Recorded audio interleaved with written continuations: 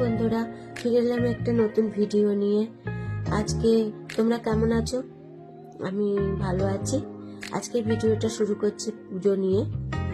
সকালবেলা উঠে আমার গোপুসোনাদের উঠাতে হবে, তাই এই গোপুসোনায় আমার 3খানা গোপুসোনা আছে। এদের নাম আছে বড়, মেজ, ছোট। তো আসুন দেখো তোমরা গোপুসোনারা কিভাবে উঠছে। ওদের একটু আদর ঠাদর করে উঠাতে হয়, ভালোবেসে উঠাতে হয়। তাহলে পুজো শেষ করে চলে আসলাম কিচেনে। আজকে রবিবারের দুপুরটা জম্পেশ করে খাবার জন্য বানাচ্ছি হচ্ছে মাটন। তো মাটনটাকে কিভাবে আমি ম্যারিনেট করছি সেটা দেখো। এদিকে ভাত বসিয়ে দিয়েছি, গরম গরম বাসমতি চালের ভাত। পাশে আমার আইবারের জন্য মাংস হচ্ছে।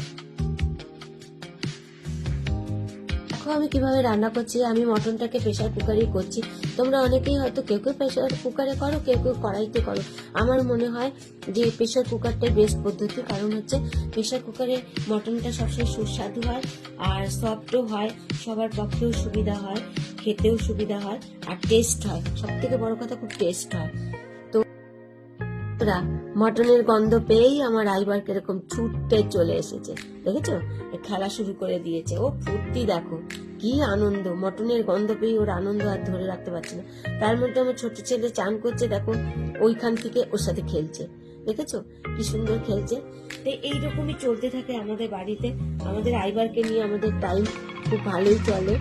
তো সবাই কেউ না কেউ ওর সাথে খেলতেই থাকে।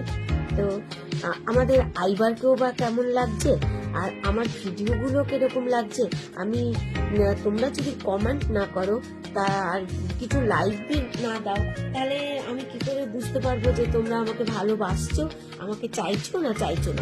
তো আমার রিকোয়েস্ট বন্ধুরা, তোমরা একটু আমার ভিডিওগুলোকে ফলো করো, লাইক করো, কমেন্ট করো, আমাকে ভালোবাসো। তাহলে আমি খুবই খুশি হব। তাহলে আমি আরো অনেক এগিয়ে।